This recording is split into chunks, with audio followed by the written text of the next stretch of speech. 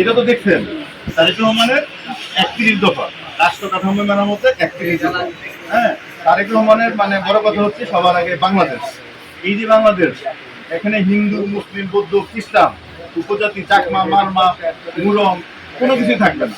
সবার একটাই পরিচয়, যার যার ধর্ম সে স্বাধীনভাবে পালন করবে। সবচেয়ে পরিচয় না আমি বাংলাদেশের নাগরিক, আমি বাংলাদেশি। হিন্দু হিসাবে আপনি যতটা অধিকার ভোগ করবেন, মুসলমান হিসাবে আমার অধিকার ততটুকু। আপনি এক ভোটের মালিক, আমিও এক ভোটের মালিক। আপনার মর্যাদা রাষ্ট্রে যেভাবে সমুন্নত, আমার মর্যাদাও রাষ্ট্রে এইভাবে সমুন্নত। আমরা আমরা কি একটা ফুল দিয়ে ধরেন, একটা ফুল দিয়ে কি মালা হয়? ফুলটা যত দামি হোক, কয়টা ফুল লাগে? অনেকগুলি ফুল লাগে না? অনেকগুলি ফুল দিয়ে আপনি একটা পরিপূর্ণ ধনসুতার মধ্যে কাটবে, তখন একটা মালা হয়।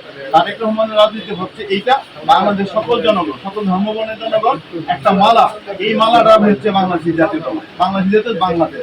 এই যেমন 2 নম্বর যে পয়েন্ট আছে, সম্প্রীতিমূলক সমন্বিত রাষ্ট্র সত্তা। হ্যাঁ, জাতীয় সমন্বয় কমিশন করবে সম্প্রীতি। আমরা বলি না আমরা হিন্দু মুসলিম সমাজে একসাথে ভাই বোনের মতো বলেছি, একসাথে খেলাধুলা করছি, একসাথে একই নাপিতের কাছে কিন্তু আমরা চুল কাছি। হিন্দুও কাছে, মুসলমানও কাছে, আবার হিন্দু নাপিতের কাছে মুসলমান চুল কাছে, আবার হিন্দু একজন ব্যবসায়ীর কাছে, মানে মুসলমান একজন ব্যবসায়ীর কাছে, হিন্দু মানে একজন লোক দুধ কিনা খেয়েছে, দুধ কিনা খেয়েছে। এই যে আমাদের মধ্যে একেবারে সুখী শত শত বছরের পূর্ব থেকে এই সম্পৃক্তিটা ছিল, মাঝে এই সম্পৃক্তি নষ্ট করছে রাজনৈতিক কারণে। হিন্দু মুসলমান ভাগাভাগি, তারা কি মনে করছে হিন্দু মুসলমান ভাগাভাগি নেই।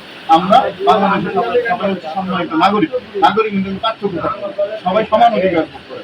আর আপনি তারেক রহমানের রাজনীতি হচ্ছে আপনি হিন্দু হিসাবে আপনি সাহসের সাথে, বাংলাদেশি নাগরিক হিসাবে আপনি গর্বের সাথে বাস করেন। কাউকে আপনার ভয় পাওয়া দরকার নেই, কাউকে ভয় পাওয়া দরকার নেই। আমি যেমন ভয় পাই না, আপনিও ভয় পাইবেন।